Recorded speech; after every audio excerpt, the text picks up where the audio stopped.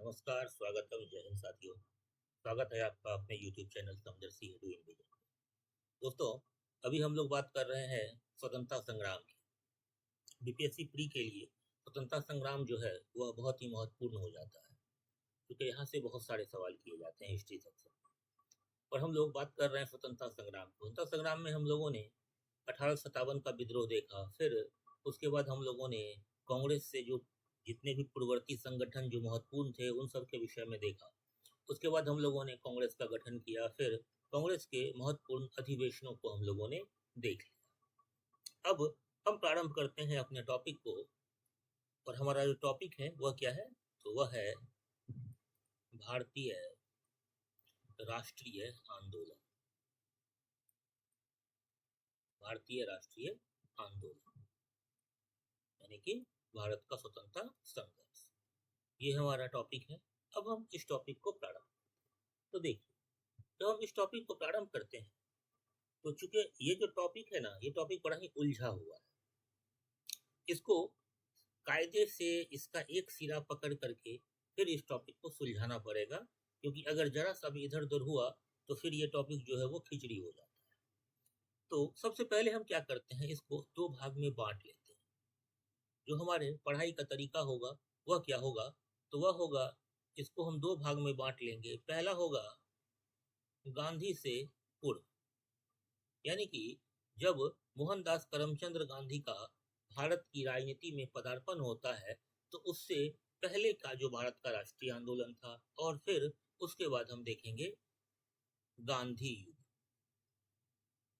गांधी युग कहने का मतलब कि वह काल जब भारत की राजनीति में महात्मा गांधी का पदार्पण हो चुका होता है।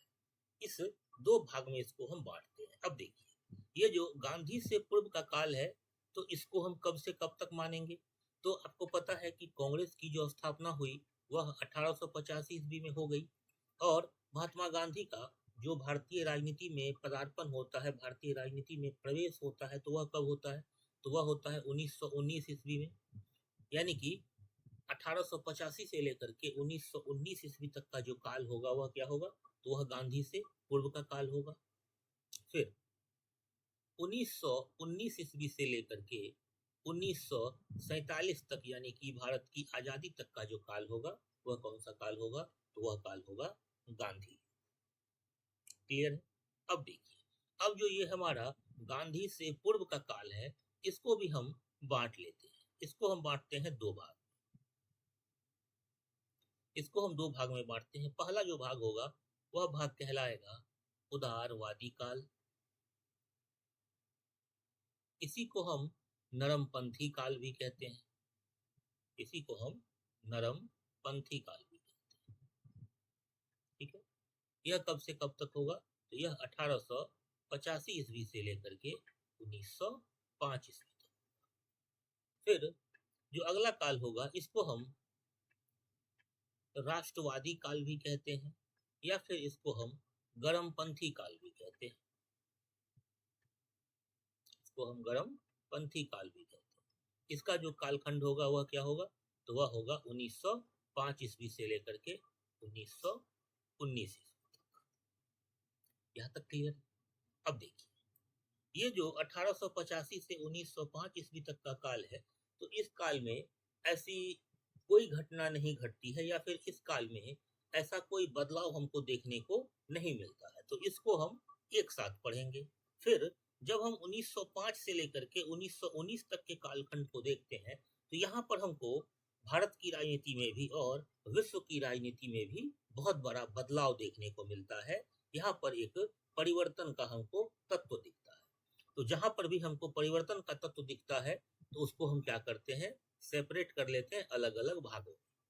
तो देखिए, यह जो गरमपंथी काल है 1905 से लेकर के 1919 तक का काल, इसको भी हम दो भाग में बांटते हैं। एक भाग जो होता है वह होता है 1905 ईस्वी से लेकर के 1914 ईस्वी तक, यानी कि प्रथम विश्व युद्ध से पूर्व का काल। प्रथम विश्व युद्ध से पूर्व। ठीक है। और इसका जो दूसरा भाग होता है उसको हम देखते हैं 1914 1914 ईस्वी से लेकर के 1919 तक, इसको हम कहते हैं प्रथम विश्व युद्ध के साथ। प्रथम विश्व युद्ध के साथ या फिर प्रथम विश्व युद्ध के समय। इसको हम दो भाग में बांट लेते हैं। इस तरह से जो हमारे पढ़ाई का तरीका होगा वह बिल्कुल इसी तरह से होगा कि हम सबसे पहले गांधी से पूर्व का जो काल है 1885 से 1919 तक, फिर इसको अलग भाग में बांट लेते हैं, क्योंकि यहाँ पर जो हमको है वो बदलाव दिखता है। बदलाव किस आधार पर दिखता है? तो देखिए, जब 1905 ईस्वी में बंग भंग होता है, यानी कि बंगाल का विभाजन होता है, और बंगाल के विभाजन के बाद जो स्वदेशी आंदोलन प्रारंभ होता है, यही स्वदेशी आंदोलन जो है वह कांग्रेस में विवाद का कारण बनता है। एक तरफ जहां नरमपंथी चाहते थे कि चूंकि यह बंगाल का विभाजन है तो यह आंदोलन जो है वह सिर्फ बंगाल में चलाया जाए, लेकिन जो राष्ट्रवादी थे, जो उग्रपंथी थे, गरमपंथी थे, उनका कहना था कि नहीं भाई, यह पूरे राष्ट्र में इस आंदोलन को चलाना चाहिए। तो यहीं पर परिवर्तन होता है कांग्रेस में, यहीं पर विवाद होता है। इसके बाद ही आप देखते हैं कि कांग्रेस जो है वह फूट की तरफ चल पड़ता है, और फिर कांग्रेस में 1907 में सूरत फूट हो जाती है। इसी के आधार पर यह जो प्रथम विश्व युद्ध से पूर्व का काल है, प्रथम विश्व युद्ध से पूर्व का काल है, इसको भी हम दो भाग में बांट लेते हैं। दो भाग में इसलिए बांट लेते हैं कि चूंकि यहाँ पर क्या होता है हमको कि इसमें बहुत सारे परिवर्तन देखने को मिलते हैं। तो इसको हम दो भाग में कैसे कैसे बांटेंगे? तो पहला इसका भाग हो जाएगा 1905 ईस्वी से लेकर के 1908 ईस्वी तक। यहाँ पर 1907 की जगह पर 1908 इसलिए लिए हैं क्योंकि 7 में तो कांग्रेस में फूट पड़ता है, और आपको पता है कि कांग्रेस का जो अधिवेशन होता है वह कब होता है? तो दिसंबर में होता है, 28 दिसंबर को होता है। 28 दिसंबर से 3 दिवसीय अधिवेशन होता है। तो उसके बाद जो फूट पड़ा 1907 में, तो उसका असर हमको 1908 में दिखता है, और 1908 में ऐसा असर दिखता है कि चूंकि 1908 में जो है वह तिलक महाराज को मांडले जेल भेज दिया जाता है, तो और फिर कांग्रेस में जो है फूट पड़ जाता है, तो क्या होता है कि कांग्रेस की जो शक्ति है वह कमजोर पड़ जाती है। तो यहाँ पर भी हमको परिवर्तन का तत्व दिखता है। तो फिर इसको हम दूसरे भाग में क्या पढ़ते हैं? तो 1908 से लेकर के 1914 तक का काल। इतिहास को जब आप इस तरह से परिवर्तन के तत्वों के आधार पर पढ़ेंगे तो इतिहास जो है वह बड़ा ही मजेदार लगेगा, पढ़ने में मजा आएगा। लेकिन अगर आप जैसे बुक में लिखा हुआ है उसी तरह से पढ़ेंगे तो फिर आपको लगेगा कि यह बहुत उलझा हुआ चीज है, जबकि वास्तव में इतिहास उलझा हुआ चीज नहीं है। इतिहास बहुत ही इंटरेस्टिंग पेपर है, लेकिन हमको करना क्या है? तो हमको इतिहास में परिवर्तन का जहां भी आपको तत्व दिखे, जहां भी आपको लगे कि इस बिंदु से पहले के बिंदु में अलग बातें हैं और इस बिंदु से आगे जब हम बढ़ते हैं तो यहाँ अलग चीजें हैं, यानी कि यह बिंदु जो है वह विभाजक रेखा का काम कर रही है, यहाँ से हमको परिवर्तन का तत्व दिखना प्रारंभ होता है। जिस दिन आपने इस परिवर्तन के तत्व को समझना प्रारंभ कर लिया, जिस दिन आपने उसको रेखांकित करना प्रारंभ कर दिया, उसको सेपरेट करना प्रारंभ कर लिया, फिर इतिहास जो है वो आपके लिए सबसे मजेदार पेपर हो जाएगा। तो हमारे जो फ्रीडम स्ट्रगल को या फिर हमारा जो भारतीय राष्ट्रीय आंदोलन है उसको जो पढ़ने का तरीका होगा वह बिल्कुल इसी पैटर्न पर होगा। हम बिल्कुल इसी तरह से इसको बांट बांट करके पढ़ेंगे। यहाँ तक क्लियर है? चलिए अब हम शुरू करते हैं जो इसका पहला चरण है, यानी कि 1885 ईस्वी से लेकर के 1905 ईस्वी का जो कालखंड है, जिसको कि हम नरमपंथी काल भी कहते हैं, नरमपंथी काल भी कहते हैं। और चूंकि इसी काल में दादा भाई नेरोजी ने जो धन के निष्कासन का सिद्धांत था वह दिया था, और इसी काल में भारत का आर्थिक इतिहास भी लिखा गया था। तो इस सब के आधार पर जो है इस काल को हम लोग आर्थिक राष्ट्रवादी युग के नाम से भी जानते हैं। अगर आपसे सवाल पूछा जाए कि भारतीय इतिहास स्वतंत्रता संग्राम में आर्थिक राष्ट्रवादी युग कौन सा काल है, तो 1885 से लेकर के 1905 तक का ये 20 वर्षों का जो इतिहास है, यह इतिहास आर्थिक राष्ट्रवादी युग कहलाता है। यही जो काल है वह आर्थिक राष्ट्रवादी युग कहलाता है। 1885 से लेकर के 1905 तक का जो कालखंड है वह क्या कहलाता है हमारा? तो वह हमारा कहलाता है आर्थिक राष्ट्रवादी युग। अब देखिए, यह जो आर्थिक राष्ट्रवादी युग है तो अब इस कालखंड को समझने के लिए, अब यहाँ की कहानियों को समझने के लिए हमको क्या करना होगा, हमको थोड़ा सा पीछे जाना पड़ेगा। यहाँ के कालखंड को समझने के लिए हम क्या करेंगे, तो हम थोड़ा सा पीछे की ओर चलेंगे, और थोड़ा सा पीछे की ओर चलने के क्रम में हम क्या करेंगे, हम 1861 से अपनी इस कहानी को प्रारंभ करेंगे। 1861 में जो भारत अधिनियम आता है, जो इंडिया काउंसिल एक्ट आता है, आप लोगों ने पढ़ा होगा, पॉलिटी में उसको डिटेल से पढ़ाए हुए हैं। यहाँ पर सिर्फ हम काम की बात करेंगे कि हम यहाँ से कहानी अपनी प्रारंभ क्यों कर रहे हैं। तो देखिए, 1861 का जो एक्ट था, उसमें पहली बार कहा गया था कि जो वायसराय का काउंसिल होगा उसमें 6 से लेकर के 12 अतिरिक्त सदस्य मनोनीत किए जाएंगे, जिसमें से आधे सदस्य जो है वह क्या होंगे, तो गैर सरकारी होंगे। यानी कि अब यहाँ से क्या हो गया कि भारतीय का उस वायसराय की काउंसिल में जो है वह प्रवेश प्रारंभ हुआ, भारतीयों का प्रवेश प्रारंभ हो गया। कहाँ, तो वायसराय की गवर्निंग काउंसिल। अब जब भारतीयों का प्रवेश प्रारंभ हुआ, तो क्या आम भारतीय इस काउंसिल में प्रवेश कर पाए? तो आप देखते हैं कि गिने चुने नामों को छोड़ दें, जैसे रासबिहारी घोष हो गए, फिर आपके BN मांडलिक महोदय हो गए, फिर कृष्णोदास पाल हो गए, तो इस तरह से कुछ 5-6 नाम छोड़ दिए जाए, तो बाकी जितने भी नाम हैं वो सारे नाम कौन से हैं, तो जितने भी राजे रजवाड़े थे वहां के लोगों को ही इस काउंसिल में प्रवेश दिया जा रहा था, इस काउंसिल में मनोनीत किया जा रहा था। अब आपको पता है कि राजे रजवाड़े जो हैं उनकी ट्रीटी किसके साथ, तो उनकी ट्रीटी जो है वह ब्रिटिशर्स के साथ थी। लगभग जितने भी राजे रजवाड़े थे सबकी संधि ब्रिटिशर्स के साथ थी। तो वो कहीं से आम भारतीय के लिए कदम तो नहीं उठा पाएंगे, नहीं ही उठाते थे। इसका एक बड़ा अच्छा उदाहरण लिखते हैं बिपिन चंद्रा कि बलरामपुर का एक राजा था जिसका नाम था दिग्विजय सिंह, उसको वायसराय के काउंसिल में चुना गया, और इस पे कहते हैं कि एक करेला दूजा नीम चढ़ा, तो एक तो राजा और दूसरा कि उसको इंग्लिश का ई भी नहीं पता था, बिल्कुल भी इंग्लिश नहीं आती थी।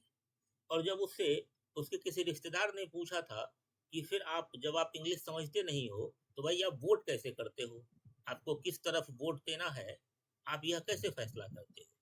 तो उसने कहा था कि मैं वायसराय को देखता रहता हूँ, वायसराय जब अपना हाथ उठाते हैं तो मैं भी उठा देता हूँ, और वायसराय जब अपना हाथ गिराते हैं तो मैं भी अपना हाथ नीचे गिरा लेता हूँ। इसका क्या अर्थ हुआ कि काउंसिल में ऐसे लोगों को चुना गया जिनको कुछ भी जानकारी नहीं है, आम लोगों की, जिनको इंग्लिश समझ में नहीं आ रहा है, जिनको वोट करना नहीं आ रहा है। अब वो वायसराय को देख करके हाथ उठा रहे हैं, और वायसराय कभी भी भारतीयों के पक्ष में कोई मतदान तो करेगा नहीं, क्योंकि यह ट्रेडिंग कंपनी थी, और ट्रेडिंग कंपनी हमेशा अपना फायदा देखेगी। और जब भारत में उसने अपना कॉलोनी बना लिया तो उसने भारत में अपना ही फायदा देखना है, उसने कभी भी भारतीयों के फायदे के लिए कोई कार्य करना नहीं है। तो ये सारी समस्याएं खड़ी हो रही थी। फिर आप देखते हैं कि कलकत्ता बंगाल जब नमक कर में कमी की गई थी, तो बड़े व्यापारियों में एक थे जितेंद्र मोहन टैगोर, और दूसरे थे दुर्गाचरण लाहा। ये लोग बड़े व्यापारी थे। जो जितेंद्र मोहन टैगोर थे वो जमींदार भी थे, और जो दुर्गाचरण लाहा थे वो बहुत बड़े व्यापारी थे। तो जब नमक कर में कमी की गई तो इन लोगों ने ही नमक कर में कमी का विरोध किया। इन लोगों का कहना था कि भैया नहीं, नमक कर में कमी नहीं किया जाए, नहीं तो इससे क्या होता है कि हमारा नुकसान होता है। अब देखिए, जो राष्ट्रवादी हैं, जो कांग्रेस के साथ जुड़े हुए लोग हैं, वो क्या कर रहे हैं, तो नमक कर का विरोध कर रहे हैं। लेकिन जो बड़े व्यापारी हैं, जो जमींदार हैं, वो क्या कह रहे हैं, वो कह रहे हैं कि नहीं, नमक कर जो है वह रहना चाहिए, नमक कर जितना है उतना ही रहना चाहिए, नहीं तो क्या होगा कि इससे हमारा नुकसान होगा। तो कुल मिलाकर के कोई भी व्यक्ति जो है वह भारतीयों के लिए, वह आम नागरिकों के लिए नहीं सोच रहा है, आम नागरिकों के लिए बिल्कुल भी नहीं सोच रहा है। 1988 की घटना है कि जब जमींदारों का कलकत्ता में प्रतिनिधि था पियरी मोहन मुखर्जी, ठीक है, और व्यापारियों के जो प्रवक्ता थे वो थे दिनसा पेटिट, जो एक बहुत बड़े जमींदार थे और व्यापारियों के प्रतिनिधि भी थे, वो थे पियरी मोहन मुखर्जी, और व्यापारियों के जो प्रवक्ता थे दिनसा पेटिट। तो इसने भी ब्रिटिश सरकार से नमक कर बढ़ाने के लिए कहा। जब ब्रिटिश सरकार ने नमक कर बढ़ाया तो इन लोगों ने उस नमक कर का समर्थन किया।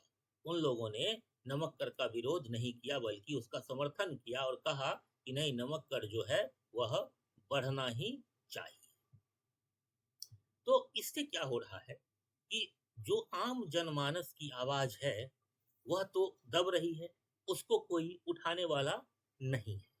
तो यह काम किसने किया? तो यह काम नरमपंथियों ने किया इस 1885 से 1905 ईस्वी के काल में।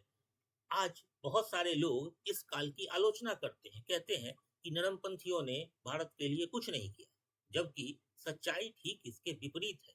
देखिए, एक तो यह कांग्रेस का शैशव काल था, कांग्रेस का भी अभी जन्म हुआ है। अब नरमपंथी इस बात से भी डर रहे थे कि अगर नरमपंथी जो है वह ज्यादा उग्र होकर, ज्यादा कटु होकर के सरकार के खिलाफ बोलेंगे तो हो सकता है कि सरकार जो है वह क्या करे, तो सरकार इस आंदोलन को कुचल दे, इस कांग्रेस को तबाह कर दे, कांग्रेस का दमन कर दे, कांग्रेस को ध्वंस कर दे। तो अभी कांग्रेस जब शैशव काल में है तो कांग्रेस को आगे भी बढ़ाना है। और दूसरी चीज है कि जो भारतीयों की मांग है, जो भारतीयों के हित की बात है, उसकी भी चर्चा करनी है। तो उसके लिए उन्होंने बहुत ही डिप्लोमेसी के साथ, बहुत ही प्यार से ब्रिटिश हुकूमत से अनुनय विनय किया। ब्रिटिश हुकूमत से जो है बड़े ही प्यार से बातें की और जो भारत की महत्वपूर्ण चीजें थी, जो भारत की आवश्यकता थी, उन सबको ब्रिटिश सरकार तक पहुंचाया। इसमें बहुत बड़ा योगदान रहा फिरोज शाह मेहता साहब का। फिरोज शाह मेहता बड़े ही प्रखर वक्ता थे और जब वो बोलना शुरू करते थे तो जितने भी ब्रिटिश नौकरशाही थी तो उनकी जमीनें हिल जाती थी, उनकी पूरी नींव हिल जाती थी जब ये बोलना शुरू करते थे। तो इन्होंने भी अंग्रेजी हुकूमत की बखिया उघेड़ने में कोई कमी नहीं रखी। इन्होंने भी बड़े जबरदस्त तरीके से अंग्रेजी हुकूमत की बखिया उघेड़ी और फिर अंग्रेजी हुकूमत को जनता के सामने बेनकाब करने का प्रयास किया।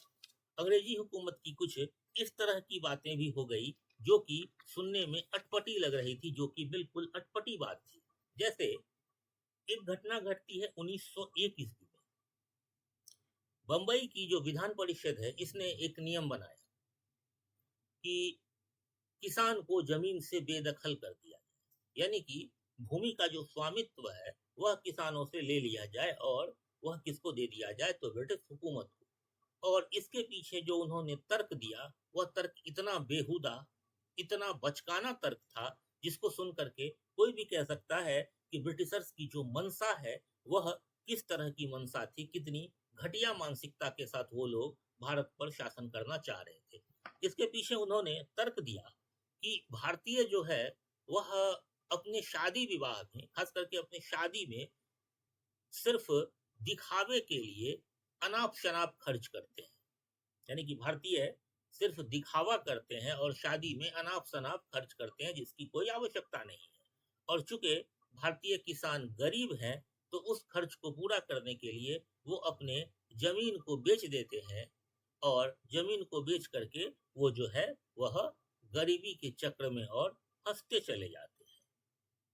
इतना ही नहीं, इसके पीछे और तर्क दिया कि चूंकि भारत में जो है वह त्योहार बहुत ज्यादा मनाया जाता है, भारत में बहुत सारे त्योहार हैं जिस पर कि बहुत ज्यादा खर्च होता है, तो इसीलिए अगर किसानों से जमीन ले ली जाएगी तो फिर किसान इस तरह का बेकार का फालतू खर्च, शो ऑफ के लिए, दिखावे के लिए कोई खर्च नहीं करेंगे और किसान जो है वह गरीबी के, भुखमरी के दुष्चक्र से बाहर निकल जाए। यह कितनी बचकानी बात है, कितनी बेहुदा बात है जिसके आधार पर कृषकों से जमीन छीनने का प्रयास किया गया। हालांकि राष्ट्रवादियों ने इसका बहुत विरोध किया, बहुत सारे लोगों ने इस्तीफा भी दिया और उसके बाद जो है यह बिल वापस ले लिया गया। तो इस तरह की घटना इस कालखंड में घटती है और लोगों को कुछ ज्यादा ही तकलीफों का सामना करना पड़ रहा है। और इस तकलीफ के सामना करने के क्रम में राष्ट्रवादी आते हैं, ये नरमपंथी आते हैं, और इन नरमपंथियों ने बहुत ही प्यार से, बड़े ही आराम से इन चीजों को सरकार को भी समझाया, जनता को भी समझाया, और धीरे धीरे ही सही 1905 तक आते आते, ठीक है, इनको बहुत ज्यादा सफलता नहीं मिली, लेकिन इन्होंने एक काम किया कि इन्होंने कांग्रेस के संगठन को मजबूत किया, इसको और ज्यादा विस्तृत करने का प्रयास किया। और बाद के समय में देखते हैं कि जब 1905 के बाद गरमपंथियों का कांग्रेस पर बोलबाला होता है और उसके बाद फिर कांग्रेस टूट जाती है, तो फिर कांग्रेस जो है कमजोर पड़ती है, और फिर कांग्रेस मजबूत तब होता है जब 1916 का लखनऊ पैक्ट होता है। इसी समय आप देखते हैं कि उससे पहले भारत में मुस्लिम लीग गठित हो जाती है, यानी कि भारत में सांप्रदायिकता भी प्रारंभ हो जाता है। और फिर आप देखते हैं कि बहुत सारे क्षेत्रों में जो है वह हिंसात्मक आंदोलन प्रारंभ हो जाता है, जिसको कि हम क्रांतिकारी राष्ट्रवाद कहते हैं। तो इन सारे तत्वों ने मिलकर के आम जनमानस को कांग्रेस के प्रति समर्पित करने का काम किया। इन सारे तत्वों ने मिलकर के आम जनमानस को कांग्रेस के और नजदीक लाया, जिसके बाद हम देखते हैं कि जब गांधी युग प्रारंभ होता है तो कांग्रेस का जो पैमाना है, कांग्रेस का जो परास है, वह बहुत ही विस्तृत हो जाता है। कांग्रेस संपूर्ण भारत में आजादी का प्रतीक बन जाता है, स्वतंत्रता संघर्ष का एक प्रतीक बन जाता है। तो देखिए, उदारवादियों की जो कार्य प्रणाली थी वह किस तरह की थी। उदारवादी जो कार्य करते थे तो उनकी कार्य प्रणाली किस तरह की थी। कहानी आपने समझ लिया कि उदारवादियों का जो काल था, नरमपंथियों का जो काल था, यह काल इतना भी बेकार नहीं था जितना कि बहुत सारे हिस्टोरियन लिखते हैं, जो इनको बिल्कुल नकारा साबित करने पर तुले हुए हैं कि ये जो नरमपंथी थे, ये जो उदारवादी थे, ये बिल्कुल ही नकारे थे, इन्होंने कुछ नहीं किया। तो ऐसा कुछ नहीं है भाई, इन्होंने कांग्रेस को शैशवा अवस्था से विकसित होने का वक्त दिया, कांग्रेस को युवा होने का वक्त दिया, ताकि कांग्रेस पर कोई दमन चक्र ना चल सके। तो इतनी सूझबूझ, इतनी समझदारी से इन्होंने कांग्रेस को आगे बढ़ाने का काम किया, कांग्रेस को आगे लेकर के आए। तो ये सारी देन जो है यह नरमपंथियों की देन है। नरमपंथी क्या करते थे कि अधिवेशन बुलाते थे, प्रस्ताव पारित करते थे, और जो भी प्रस्ताव कांग्रेस में पारित होता था तो उसको क्या करते थे, वो समाचार पत्र में प्रकाशित करवाते थे।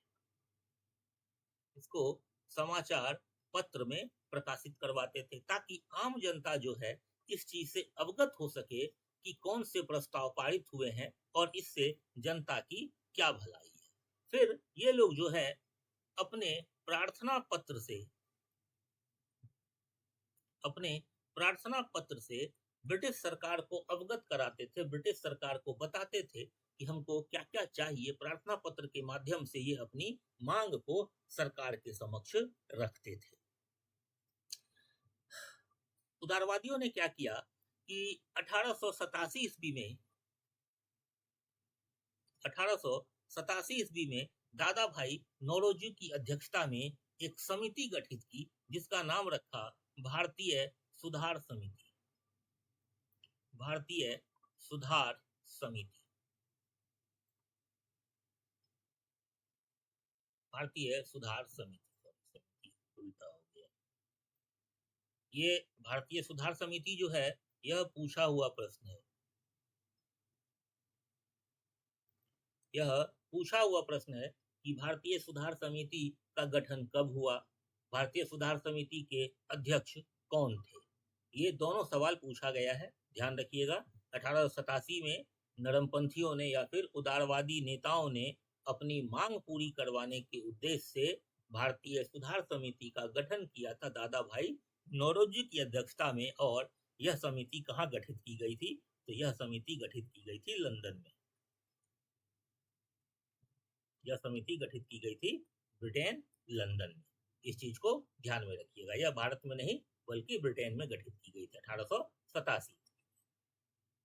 ठीक है, उसके बाद जो है इन उदारवादियों के मांग के बाद ही आप देखते हैं कि 1892 का भारत शासन अधिनियम या भारत परिषद अधिनियम पारित होता है, जिसमें कि भारतीयों को कुछ और अधिकार दे दिए गए। जैसे 61 में क्या था कि बजट पर बहस करने का अधिकार तो नहीं था, लेकिन हाँ, प्रश्न पूछने का अधिकार था, लेकिन अनुपूरक प्रश्न पूछने का अधिकार नहीं था।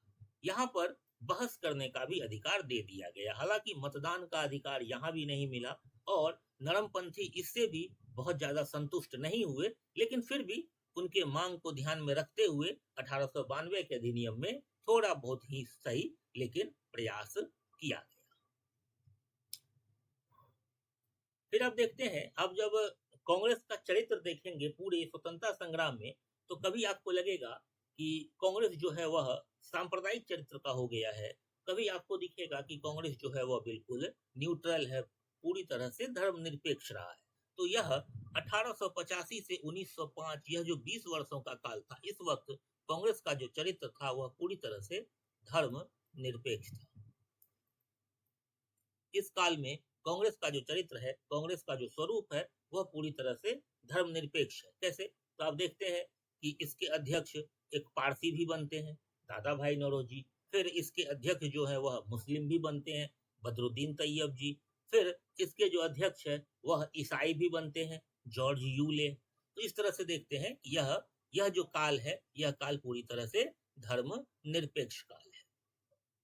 फिर यहाँ क्या करते थे ये लोग कि भारतीयों की समस्या से ब्रिटिशर्स को या ब्रिटेन को अवगत कराने के लिए ये लोग क्या करते थे, कभी कभी एक शिष्टमंडल जो है वह भी ब्रिटेन भेजा करते थे।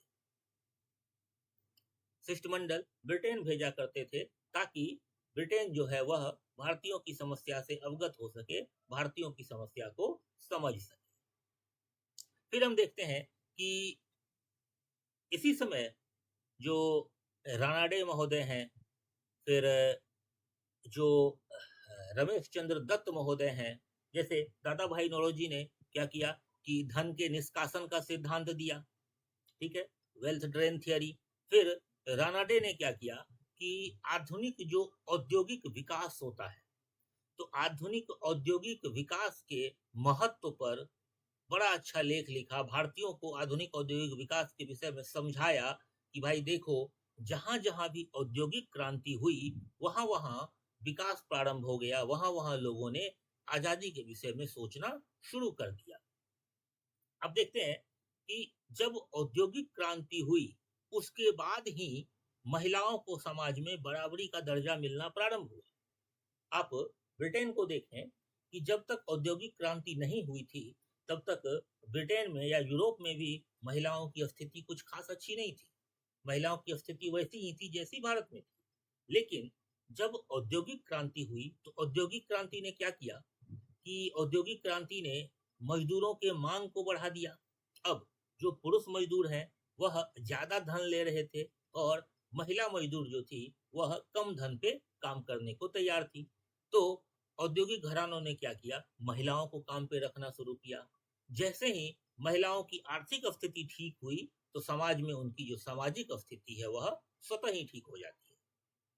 आप अपने समाज में देख लें कि जब तक व्यक्ति की आर्थिक स्थिति खराब होती है तब तक समाज में उसका कोई महत्व नहीं है, समाज में उसकी सामाजिक स्थिति बिल्कुल भी खराब होती है। लेकिन जैसे ही व्यक्ति की आर्थिक स्थिति मजबूत हो जाती है, सामाजिक स्थिति उसकी स्वतः ही बदल जाती है, समाज में उसका जो महत्व है वह स्वतः ही बढ़ जाता है। समाज में लोग उसकी कदर करना उसी दिन से प्रारंभ कर देते हैं जिस दिन से व्यक्ति की आर्थिक स्थिति ठीक हो जाती है। तो ठीक यही काम औद्योगिक विकास ने किया, औद्योगिक क्रांति ने किया कि महिलाओं को समाज में एक बराबरी का दर्जा दिलवा दिया। तो रानाडे महोदय ने भारतीयों को इन्हीं सब विषय के बारे में समझाया कि देखो भाई, यह जो औद्योगिक विकास है, इसी औद्योगिक विकास से हमारा सामाजिक विकास संभव है, और जब हमारा सामाजिक विकास होगा तो उसके बाद ही हमको आजादी प्राप्त होगी। इसी समय जो आरसी दत्त थे, रमेश चंद्र दत्त महोदय थे, उन्होंने भारत का आर्थिक इतिहास लिखा और भारत के आर्थिक इतिहास में उन्होंने बताया कि भारत की अर्थव्यवस्था किस तरह से बिगड़ी, अंग्रेजों ने किस तरह से भारत को बर्बाद किया। जबकि भारत जो है प्रारंभ से ही काफी अमीर राष्ट्र रहा है, भारत जो है वह व्यापार कर रहा है और हमेशा से जो व्यापार का पलड़ा था वह भारत की ओर झुका हुआ था। इसीलिए आप देखते हैं, जब आप एंशियंट हिस्ट्री पढ़ेंगे तो प्लिनी कहता है कि रोम का जितना भी सोना है वह, भारत जो है वह सोना का दलदल है और रोम का सारा सोना भारत में आकर के धस जाता है। यह प्लिनी लिखता है। क्यों? क्योंकि भारत जो है वह चीजों को एक्सपोर्ट करता है और बदले में सोना लेकर के भारत आता है। और भारत की जो यह आर्थिक स्थिति थी, यह अंग्रेजों के आने से पहले तक बहुत बेहतर थी। लेकिन जब अंग्रेज आए, उन्होंने देखा कि भारत में अकूत संपदा है।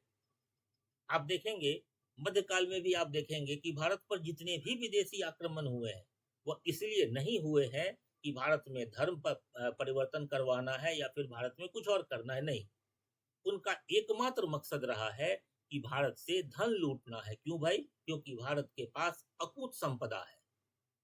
और जब अंग्रेज आते हैं, उन्होंने देखा कि भारत के पास अकूत संपदा है, तब उन्होंने भारत का शोषण प्रारंभ किया और वहां से भारत की जो आर्थिक स्थिति है वह बिगड़नी प्रारंभ हो गई। भारत की आर्थिक स्थिति वहां से खराब होनी शुरू होती है। इसीलिए कहा जाता है कि अंग्रेजों ने भारत का पानी अपने स्पंज से सोखा और उसको जाकर के टेम्स नदी में उड़ेल दिया।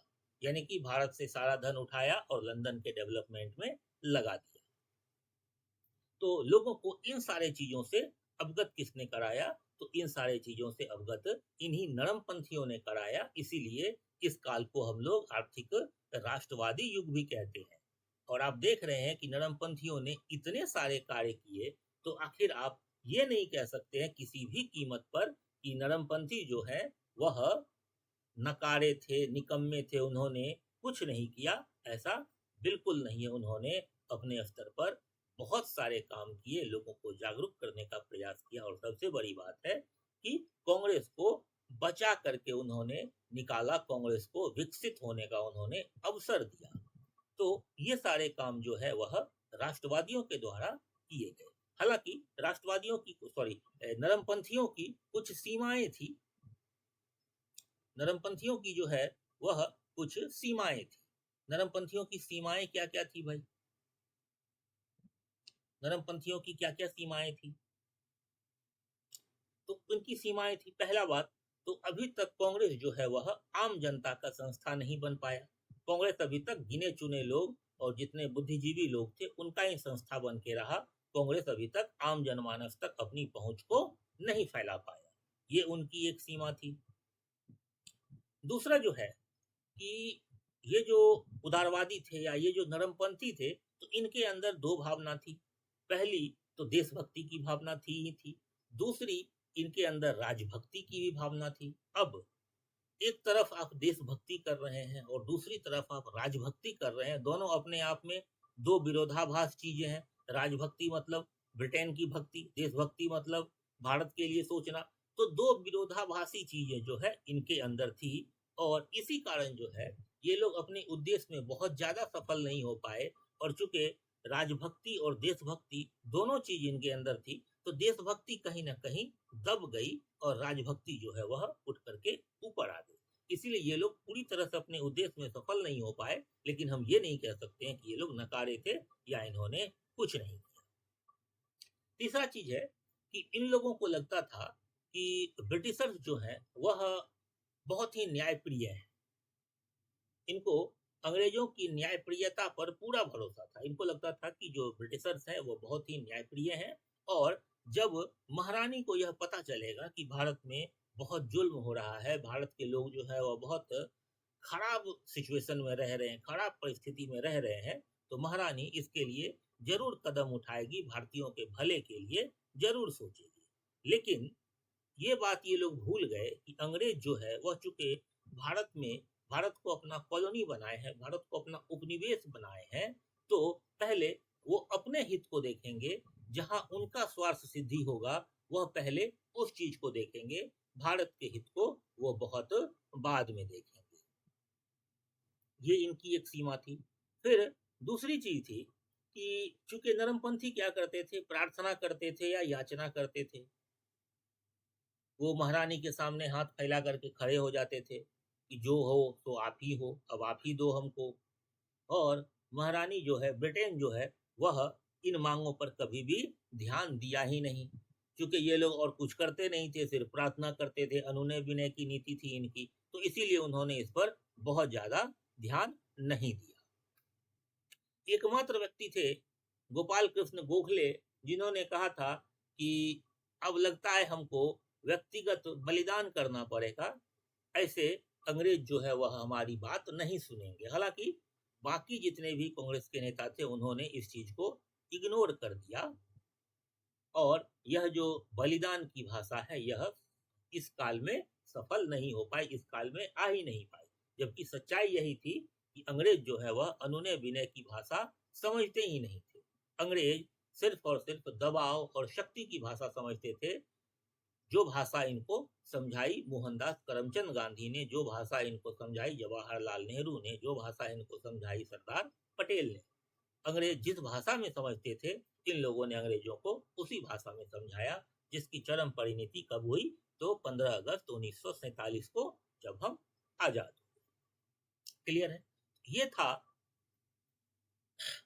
कांग्रेस का पहला चरण, राष्ट्रीय आंदोलन का पहला चरण 1885 ईस्वी से लेकर के 1905 ईस्वी तक का काल, जहां पर कि बहुत कुछ तो हमको देखने को नहीं मिलता है, लेकिन इस काल ने एक काम किया कि कांग्रेस को विकसित होने का अवसर दिया। दूसरा, ठीक है कि आम जनमानस तक कांग्रेस अपना पहुंच नहीं बना पाई, लेकिन फिर भी एक शिक्षित युवा वर्ग, एक मध्यम वर्ग जो है, उसके अंदर में इसने इन सारे चीजों को डाला कि आजादी का अर्थ क्या होता है, भारत किस तरह से लूटा गया, किस तरह से भारत का जो धन है वह ब्रिटेन के बाहर जा रहा, मतलब भारत के बाहर जा रहा है, ब्रिटेन के औद्योगिक विकास में, ब्रिटेन के विकास में भारत का धन खर्च हो रहा है। इन सारे चीजों को किसने समझाया? तो इसी 1885 से 1905 के काल ने इन्हीं नरमपंथियों ने इन चीजों को समझाया। क्लियर है? अब हम लोग अगले क्लास में 1905 से 1919 तक का कालखंड देखेंगे कि इस काल में क्या क्या विरोध हुए, किस किस स्तर पर विरोध हुए, और उस विरोध के फलस्वरूप कौन कौन से सुधार किए गए, संविधान में कौन कौन से नए नए एक्ट लाए गए। क्योंकि इसी काल में आप देखते हैं 5 से 19 के ही काल में कि क्रांतिकारी राष्ट्रवाद का भी उदय हो जाता है। यही 1908 का काल होता है जब मुजफ्फरपुर में बम कांड होता है प्रफुल्ल चाकी और खुदीराम बोस के द्वारा, जिसमें से प्रफुल्ल चाकी ने खुद को गोली मार ली और खुदीराम बोस सबसे कम उम्र में शहीद हो गए, फांसी के फंदे पर झूल गए। तो ये सारी चीजें हम लोग अगले क्लास में डिस्कस करते हैं। ठीक है, तब तक के लिए चलिए, धन्यवाद, मिलते हैं अगले क्लास।